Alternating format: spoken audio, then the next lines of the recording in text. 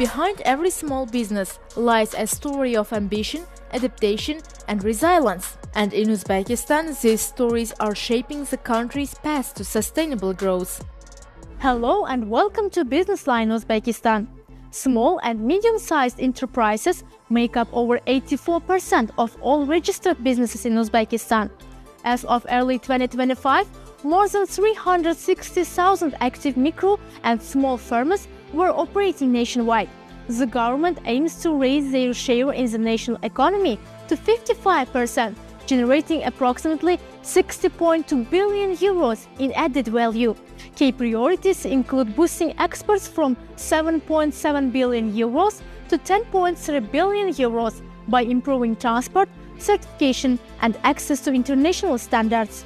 The program also aims to create 1.5 million permanent jobs, increasing the share of people employed in the SME sector to 75%. Here's more. Amid these national efforts, many entrepreneurs are developing their own ideas and contributing to innovation and job creation. One of them is Natalia Klimenko, founder of the educational startup STEMio. По STEMio мы помогаем детям от 7 до 18 лет готовиться по STEM направлениям, от математики до программирования. Her company employs about 10 people and focuses on introducing digital learning tools to the Uzbek education market. Самое сложное, я считаю, в пути любого предпринимателя – это вообще определить, какую боль вы решаете. Плюс, я думаю, что для многих это финансирование.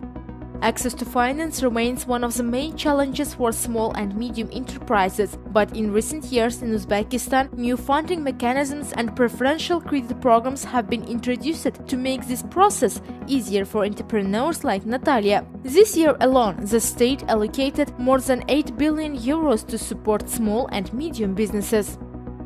Aynan bankimizda ayol tadbirkor biznesga birinchi qadam kichik biznesni kompleks qo'llab-quvvatlash dasturi asosida beriladigan kredit mahsulotlarimiz mavjud. Bu kredit mahsulotlarimiz 7 yillik muddatga 2 yillik imtiyozli davr bilan 20% ga beriladi.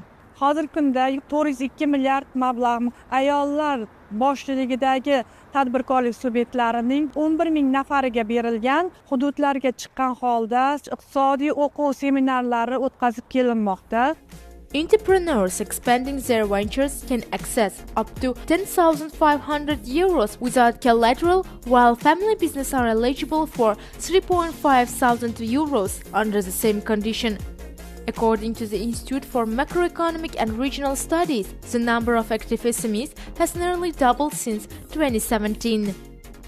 O'zbekistonda kichik va o'rta biznesda eng ko'p korxonalar bizda sanoat, xizmat ko'rsatish va savdo sohasida hisoblanadi. Iqtisodiy tadqiqotlar va islohotlar markazi tomonidan o'sha hisoblangan indeks 100 ballik shkalada 63 punktni ko'rsatdi, hozir ko'rsatkich, va bu 2 yillik tarixiy maksimum hisoblanadi.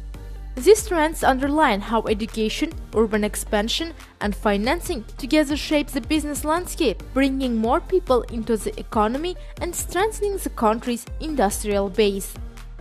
Joining us now is Mr. Timur Ksanov, Director of the Department for Analysis, Support and Coordination of State Policy on the Development of SMEs businesses at the Ministry of Economy and Finance.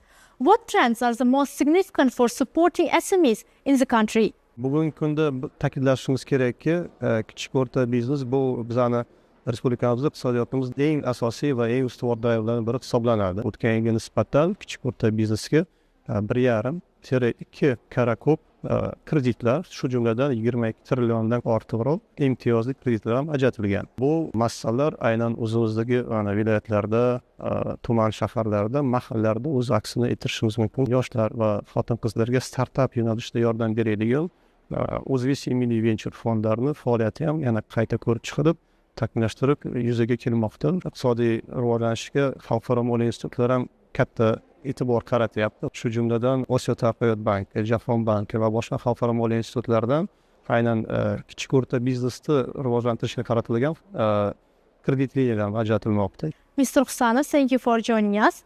Well, that's all we have for this edition. You can get more business news at euronews.com. Thank you for watching.